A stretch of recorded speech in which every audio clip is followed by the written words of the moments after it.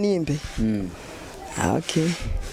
Chenye mwanzo lazima kiwe na mwisho.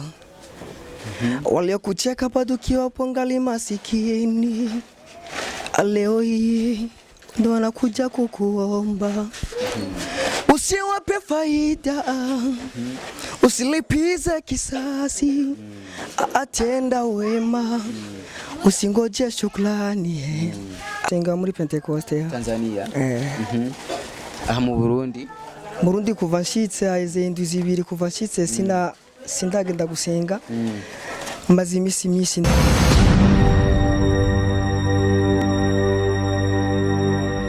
Yes, abakunzi ba Cyubahiro TV ndabaramukije kuri mikoro muri kumwe na Jasmine Masambambe, nyuma ya kamera ni Alexon. Ubana nyuma subscribe na comment kugira ibintu bigume bimeze neza cyane. Uno musi ndabazaniye umutumire asanzwe aririmba indirimbo zihayagiza Imana. Numusore akiri muto mugabo yashimye kuririmba indirimbo zihayagiza Imana. Reka maze ndaguhe kaze kuri Cyubahiro TV. Kwanza ngo ndaguhe kaze kuri Cyubahiro TV. Urumige jambo mvuze. Reka maze ndamuhe kaze kuri Cyubahiro TV abanze abaramutse yongera ni dondore vipi? Safi. Umeze neza? Ndi sawa kabisa. Uitwa gute? Nita Faustin Kabido. Ko? Faustin Kabido. Ubeshi barashaka kumenya watanguye umuziki hezige kingani? So mbaze imyaka 2 ndi Burundi. Yanda.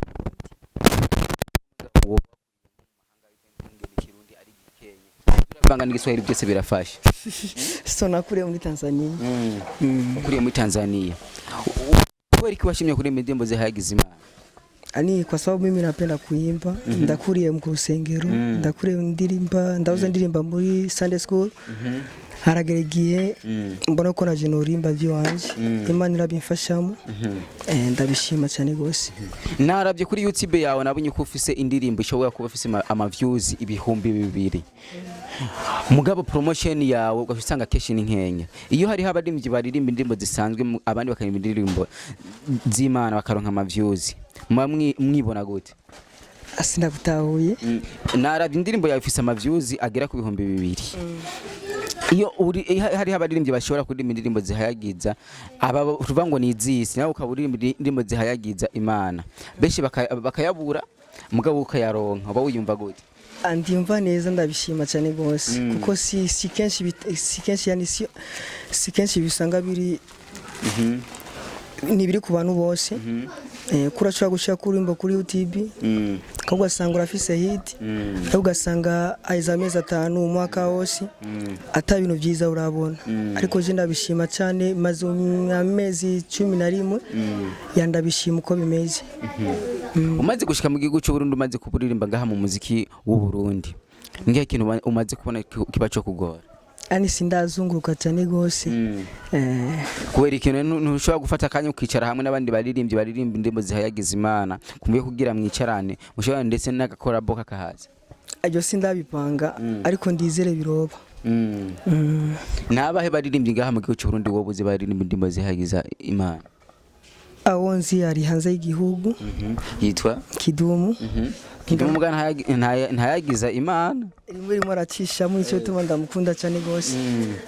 Nta wuri muririmbyi wowe uzarimba gospel ukavuga ati jewe uyu unya ndamuzi ndamwemera? Benshi nabo ndabaza amazina. Tugende kwanza bose nabonza amazina. Tugende kwanza kuri kapela. Kapela nimbe. Okay. Chenye mwanzo lazima kiwe na mwisho. Waliokucheka bado kiwapo ngali masikini. Leo hii ndo wanakuja kukuomba. Usiwape faida. Usilipize kisasi. Atenda wema. Usingoje shukrani. Hatari sana. Hatari. Je numvise nari voko ya kuririmba ndavuga ati uyu mujama arabizi. Tumaze kuraba kuri nani kuri cover amakava usanzwe ukoresha na makava ari hasi. Ariko audio ugasanga zimeze neza kuruta amakava abari hasi. Tubone ko zishobora kukushira hasi paraporo kubera indirimbo ni nziza muko ukora cover y'amahera makabivanye na ziga nyandiko usanga ziba zitandukanye na zigiye tuba tuvuga ati zi ni professional. Nta kuntu woza uragerageza ugakora amakava nyene n'umuntu ayiravye akavuga ati uyu muntu kweri ariyemera ya ubu kubera amaze kubona ikava itomo ukuntu imeze n'idatomo ukuntu imeze ngiye kuvyigako ndazi mu misiri imbere birogenda neza yego nuwaye muririmbyi mu gihugu cy'u Burundi wifuza gukorana indirimbo yani ukora neza wese ndabyifuza cyane bose namaze kuvuga ati ngo ni naka ngo cyangwa ni naka yani ukora neza nkamukunda ndabyifuza byo bimaze gushika mu rusengero bakiyumviye ko bagusupportinga bivuye no kungene uririmba biramaze gushika wowe usenga mu rusengero rwitwa gute sha kubera Tanzania nsenga muri Pentecoste Tanzania aha mu Burundi kuva nshitse haize indwi zibiri kuva nshitse sindagenda gusenga maze imisi myinshi ndi muhira sindapanga kugenda gusenga abasani abaririmbyi muri Tanzania bari indirimbo zihagize Imana kenshi kumva ngo nabo nyine ngo barajya mu bintu by'abafrimasoni ubwo we nawe nta kana uba waragize kugira ibya bigende neza mimi namtegemea Mwenyezi Mungu mugaba bariho sijui kabisa ndo bambeshe mzati ngo nakani Freemason ni kihe kintu maze kubona cyo kimaze kukugora mu muziki wawe muziki wanje sana ikigoranye mu muziki ni support kora support kugira uyironke ni ikintu kigoye cyane gose support ushakaba itange gute mimi support yani kusupport nyimbo zangu ivyo nkora kora kenshi abarindi kenshi ntibakunze gutera imbere ata management bafise kora naje management ndayironse mu bihe mu misi iheze ndabishima ubiteka yarabikoze nambe hari management yitwa gute ano umuntu afasha muri vyose yitwa anitwa Pacifique agufasha muri vyose urumva yuko